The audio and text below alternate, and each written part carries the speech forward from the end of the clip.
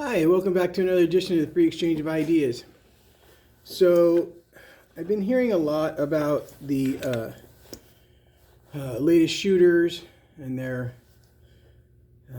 mental issues or emotional issues, and especially in what was it, Tennessee. They've turned her into him, her. I'm going to be honest with you. I don't know the pretext. I mean, I don't know the pronoun. So I believe I'm not even going to say because I honestly don't know, and I don't care. This individual had mental and emotional issues, documented mental and emotional issues. I'm not just spouting crap. She was seeing she was seeing a psychiatrist. I honestly don't recall if this individual was biological male or biological female. I just don't recall, and that's my fault. So I'm going to say I believe he was a biological female, and that's what I'm going to go with, biological female, for the rest of this. And I'm not going to stay on this individual very long, only to say, not only did she have issues, but she played a victim mentality. Now, I'm an old guy, and we weren't really raised that way in my generation and the generation before, because generation before was badasses, and that's the way they raised us for the most part. I've never had the victim mentality or etymology or whatever you call it. I've just never had that. Now, I've had my ass handed to me on multiple occasions. Don't get me wrong. I am not even remotely perfect or in a place where I could say I have the ability to protect myself at all times. I don't. Nobody does. Everybody is going to be a victim at one point or another. I've been mugged more than once in several different cities. Three. We'll just go with three. I've had things stolen from me. I should say things have been stolen from me. I didn't have it done. It was done to me. And when that happened, what did I do? I didn't cry. I didn't make a big stink. I did call the police because if there's, any leftover fingerprints or sweat or whatever that they might be able to use to find this individual and to find my equipment, well then, all the more power to me, right? But I didn't cry about it. Somebody broke into my car in my driveway. Took my laptop, my camera. Wasn't an expensive camera. Right now that camera runs about $250, which is more than I paid for the last one, actually.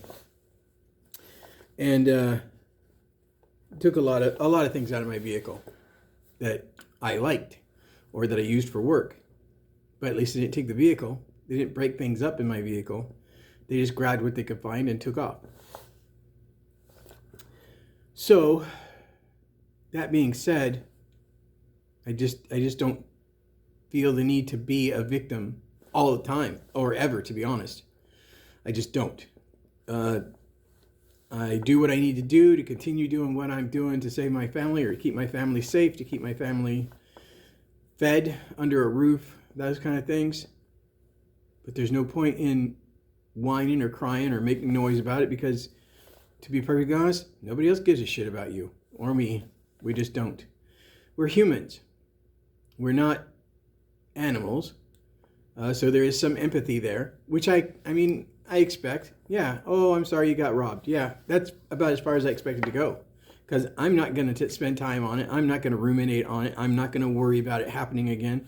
I'm going to do the things I can do to mitigate that occurrence happening a second time. I didn't, when I was in high school, I didn't complain to my teachers or my principal or anybody like that to say, hey, I'm getting beat up. I just took care of business. I made sure that I learned how to fight, one, and two, even if I lost, they didn't want to fight me again because it took too much effort. That's the point. Like I said, I got my ass handed to me a bunch of times. Don't get me wrong, but I never cried to anybody. I never took it that far. I didn't feel a need. And I'll tell you why I'm bringing this up. Because, sorry about that. Because I drive by a sign 5 days a week on my way to work. It says, "Can a billboard stop anti-Semitism?" And then says, "No." And then it says, "But you are not a billboard." Anti-Semitism is a real thing. Don't get me wrong. Anti-Semitism, blacks not getting the proper not getting the proper news coverage when one of their children is abducted or murdered, not getting the proper Asians not getting the proper news coverage, or worse yet, police help for anything that occurs to them. But if you play the victim, they can smell it on you. Not the police, they don't care to smell anything. Plus, it's difficult to get past their high karate aftershave. But you cannot be a victim your entire life. You'll never get anywhere playing the victim card every time you open your mouth, every time you talk to police, every time you talk to the news, every time you talk to an interviewer. It doesn't fly. And the reason it doesn't fly is because as humans, we are the literal apex predators. We can kill anything on this planet, including our brethren and ourselves. There's not many animals that can really do that intentionally. There's not many animals that will kill, one, their brethren, or two, themselves intentionally. They just won't. They're just out there to get a meal. We're not out there to get a meal, especially at this time in history. But playing the victim, no lie, playing the victim card all the time, predators can smell that. It's like a dog, a junkyard dog. You walk into that junkyard and you show any level of fear, they know it immediately and they will take advantage. If you don't show any fear, if you show aggressiveness, they may stand and fight, but they're going to be a lot more, safe. They're going to be paying a lot more attention to you than they would to somebody who smells like fear. Don't do that. Grow up. Now, this is kind of mean. I get it. But put on your big boy pants, put on your big girl pants, and be a human being. Don't be a victim. Victims get nowhere fast. And if they're in a situation, victims don't come out of those situations easy. Now, I know what y'all are going to say. Well, what about the people that are in a shooting environment, like the club in Denver? Well, the guy that was in the second club saw the dude come in and stopped him. Why? Not a victim. Wasn't going to take it. Saw what was happening, stopped it. I think he actually took some damage, but he stopped the man from killing anybody else. The first club, there was nobody in there to stop him. They all became victims just like that. You have to, especially in this environment where Antifa, BLM rioters, Proud Boys, whatever you want to call any group like that, are out predating. They are being predators. Now, if I see a predator, I might give him a wide berth, meaning go around, not go through his neighborhood, whatever.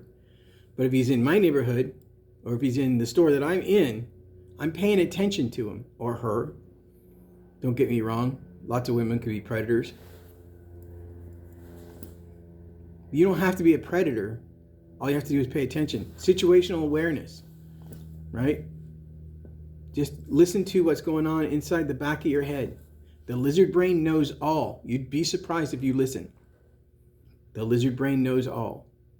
Whether it's you walk into a room and something doesn't feel quite right, or you feel a lot of tension, and you just go, maybe I don't really need to be here. You turn around and walk out. You saved yourself. Maybe the guy behind you, because he didn't feel it, but he saw you turn around and go, and that clicks off his lizard brain. Okay? Pay attention. But don't play victim. Don't ever be a victim.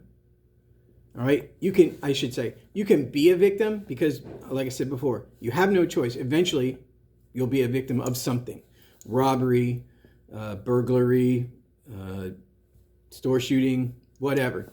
Eventually, you will be a victim.